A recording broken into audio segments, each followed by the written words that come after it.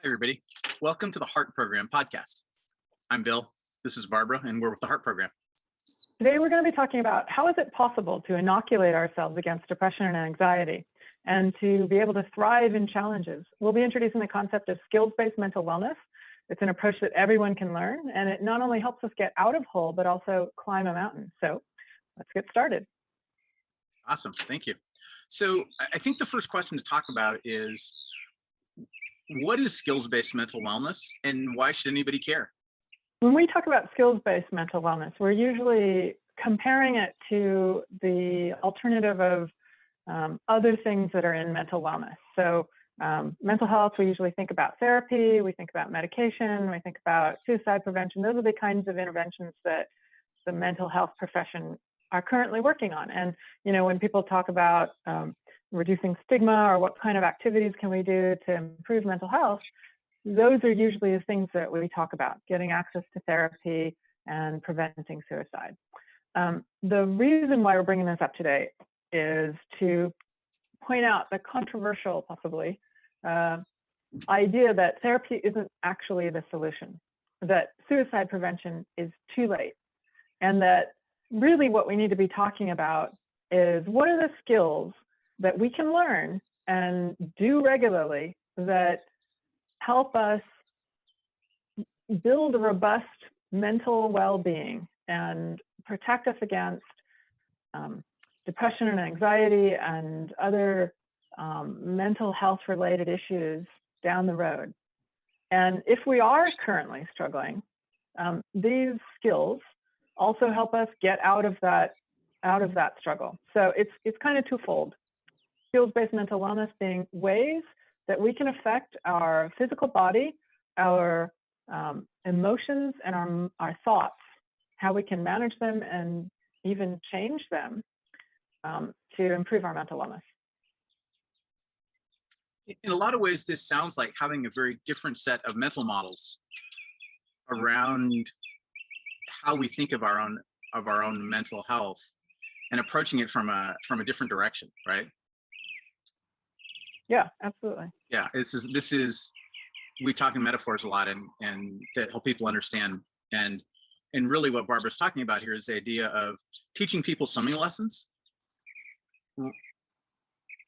so that they are skillful and competent and safe and confident in the water, and so that when things happen, as they will, they can be relaxed about dealing with them.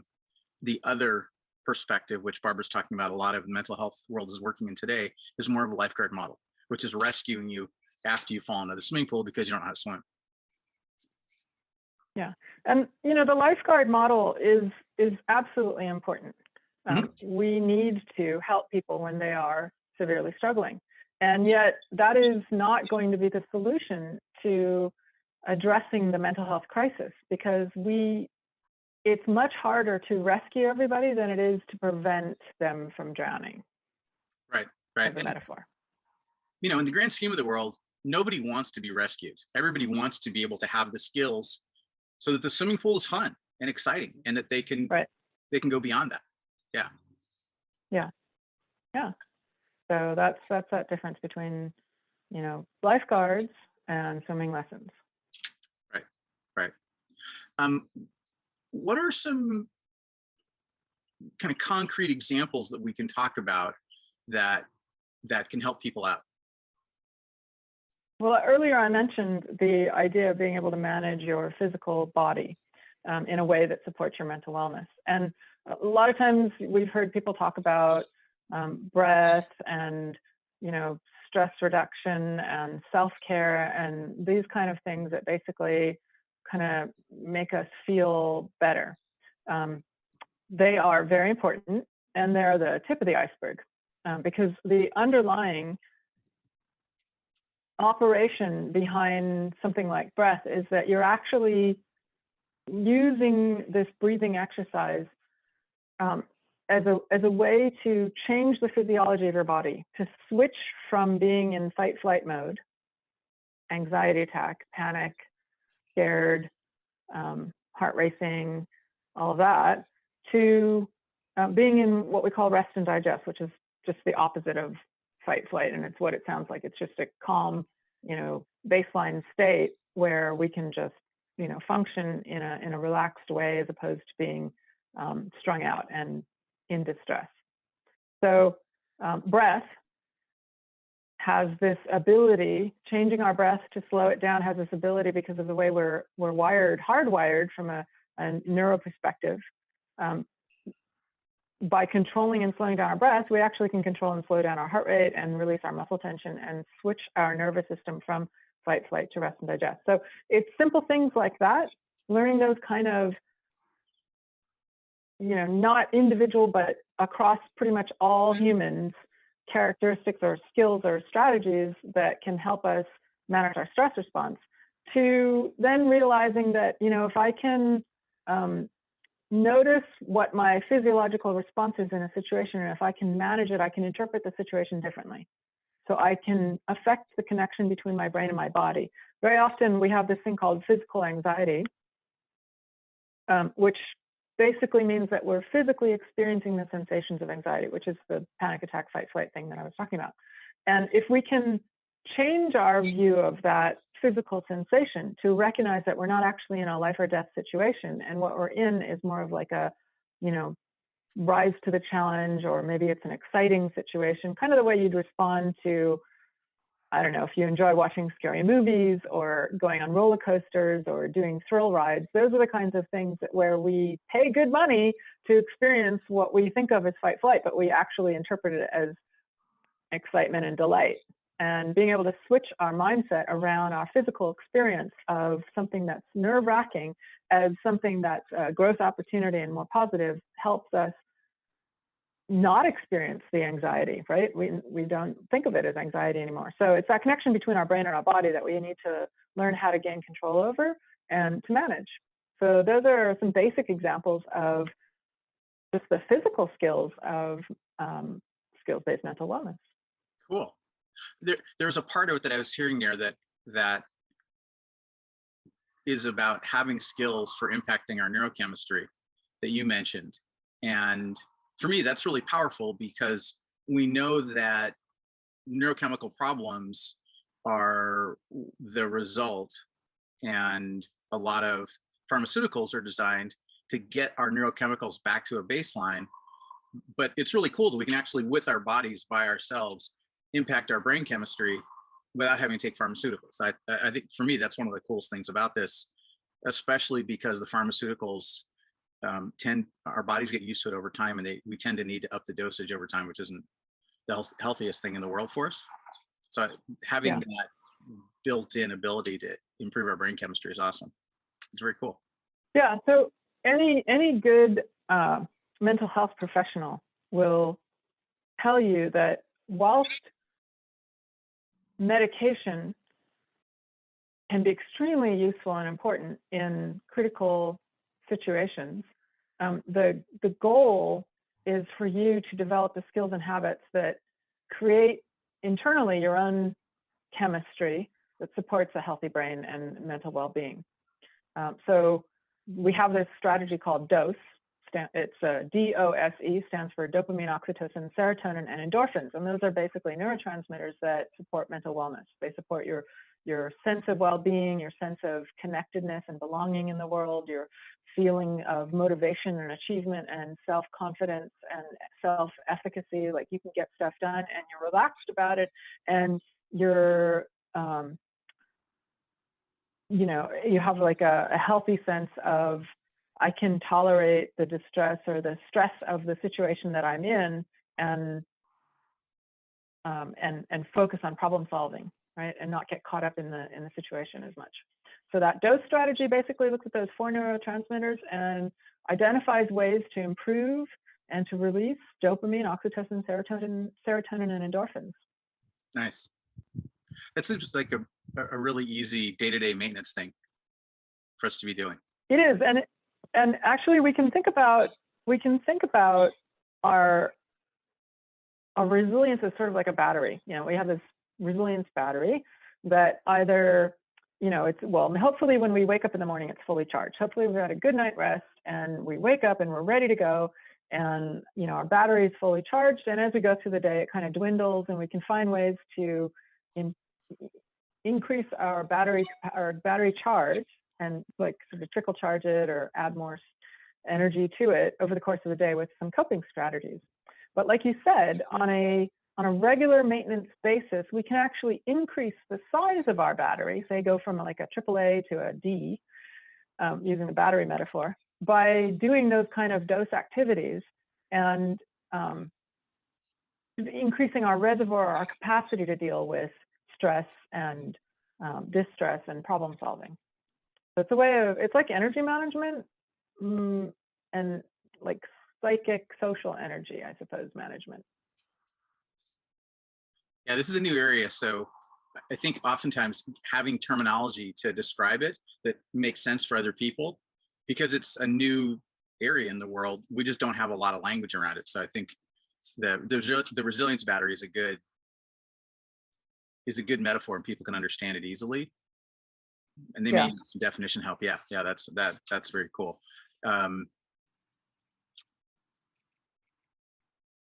What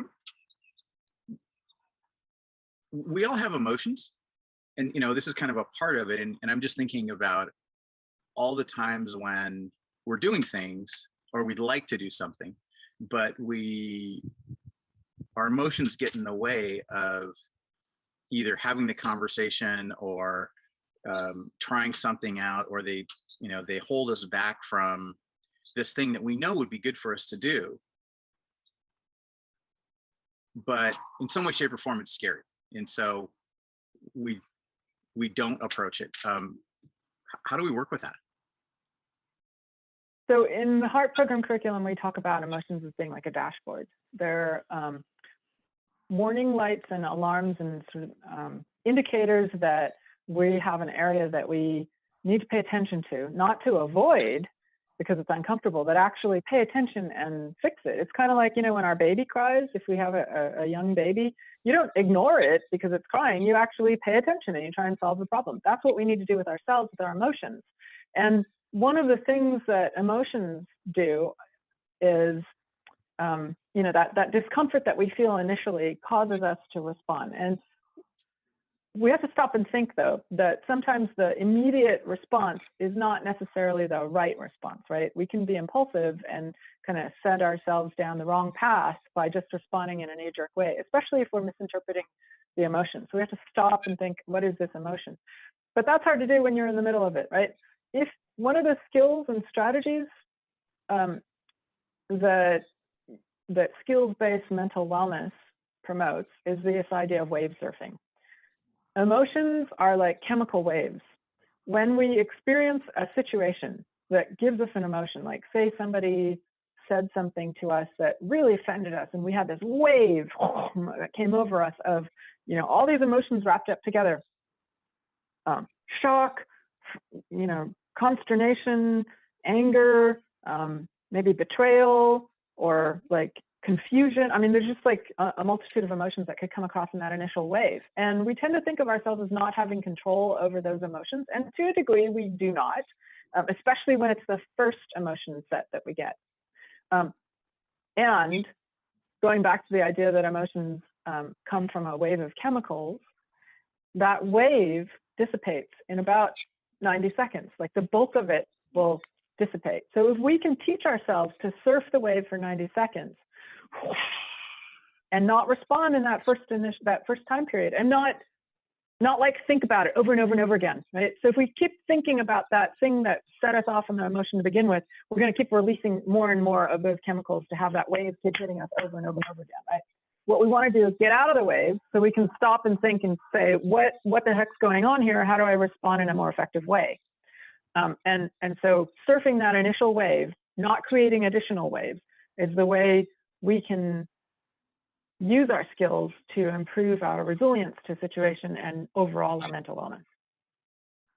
There are a lot more skills around handling emotions in the moment, and that would be like just the first one, wave surfing. Nice. Yeah, there's a flavor around this that is maintaining composure in situations where our emotions come up. and having confidence in our abilities as part of it, so that we don't avoid those emotions, right? Because as you said, just like baby crying, it's a really important indicator that we should be paying attention someplace.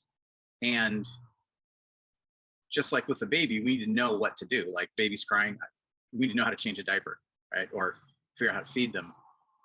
When it's our emotions doing stuff, we need to have some other skill set, which is part of the heart program, about how do we address that and what do we do and how do we move forward. So this is a really good context for people to be aware of.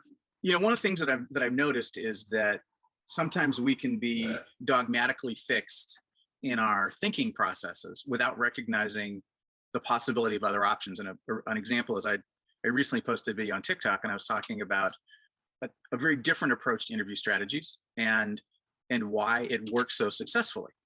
And I noticed in the comments there were people who said, yeah, love it, I've done this, it absolutely is the best way to go. And other people who were saying, oh no, this could never work. And how do we recognize that we're making those thinking mistakes to our own detriment, right? Yeah, that we're engaging in a self-limiting belief. Right, exactly. Yeah, self-limiting belief. Yeah.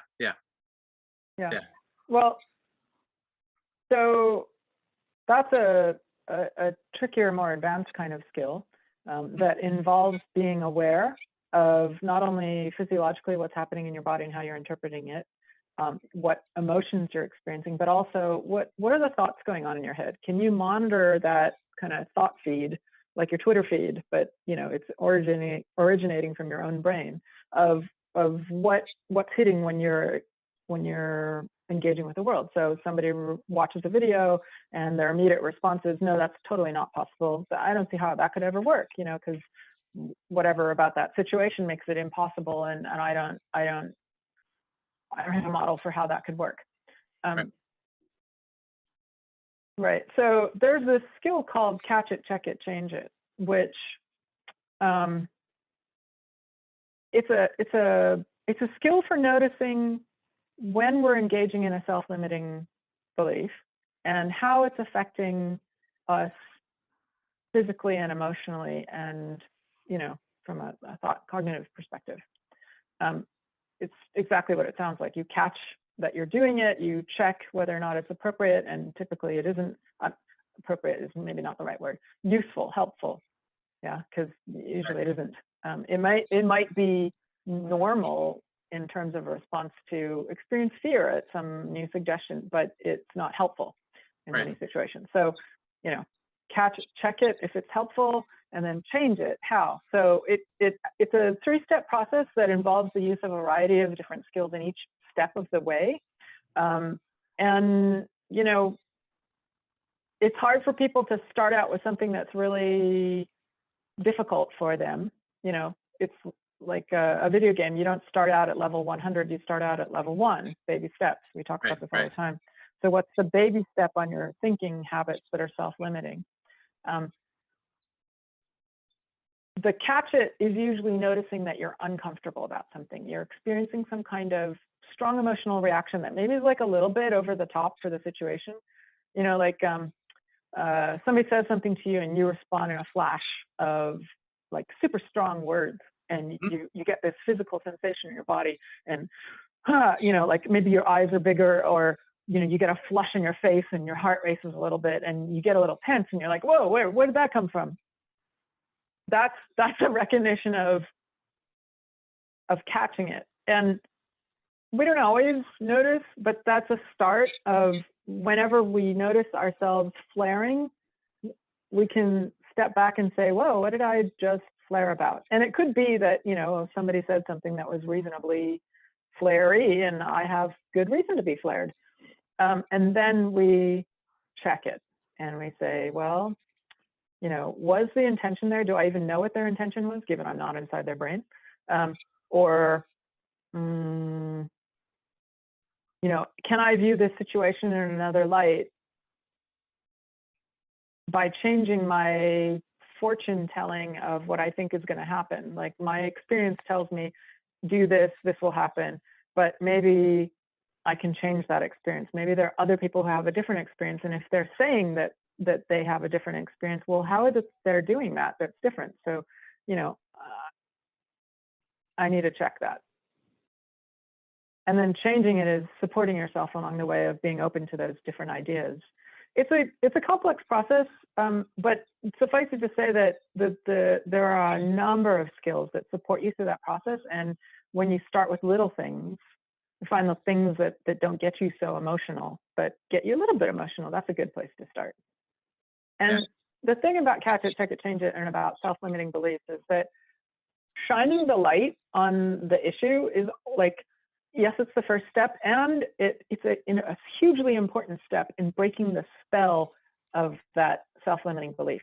When we realize we're doing something in our heads that's kind of screwing us up or holding us back, just realizing that we're doing it is a huge step, because we can very often manage to pull back from doing it just by realizing that we're doing it. Yeah, it actually, you know, as we're talking about this, I'm realizing that the starting point, the Catch It, is really a reason to have a strong understanding of our emotional dashboard, and to be able to go, this thing makes me uncomfortable. What's going on? You know? Absolutely. Yeah. That model of understanding that we're not like a candle in the wind just being blown from place to place by our emotions, but we actually have some control over our, call them secondary emotions, right? Say we experience something, but we can change how we feel about it and make our secondary emotion more useful to us. That's kind of the goal. And interestingly, over time, our initial response can actually change. Right, so that we're not experiencing that negative response, and that we actually start looking at the experience as a more positive experience. Right. I just was thinking of an example of that. I used to be afraid of public speaking, and 5 years ago, if somebody said, "Hey, do you want to get up and speak?" I would have been like, "No, someone else should be doing it, not me," because that wasn't my comfort zone. Now, if someone says, "Hey, do you want to speak?" I'm like, "Sure, I would love to speak," because the thing that used to scare me, I went through this process and was able to flip it around, so that now public speaking is super fun.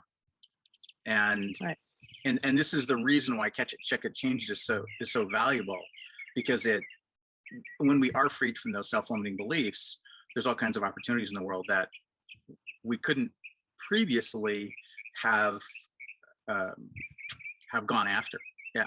So that's a really good skill to have, both for getting out of the hole as well as for climbing the mountains. That's right. Yeah, and I like that metaphor. So let's see, we've been in this podcast now for 30 plus minutes. Do we want to? I think it's a good place to wrap it up. Okay, cool, awesome. I would say, because digestible bits, right? Not gonna make it too long. Right. Okay. Yeah. So, folks, thank you a ton for listening into our conversation about this stuff. The goal here was really to pique your curiosity a little bit and get you thinking about, what is it that I don't know about the stuff that Barbara and Bill have been talking about here. The skills we're talking about, by the way, that there's a small amount of clinical research behind it. We're building on top of the gold standard in clinical interventions, which Barbara's an expert at. And we didn't just make this up last week out of a couple of cereal boxes. There's a ton of research behind this. And it works incredibly effectively in a wide variety of context. I came into this using it professionally. And so part of the reason we talk about climbing the mountain, not just getting out of the hole, is because of how these skills help me to achieve things that my peers haven't been able to do. So hope you enjoyed the podcast. Thanks for checking us out. And we'll be doing more of these in the future. See you next time.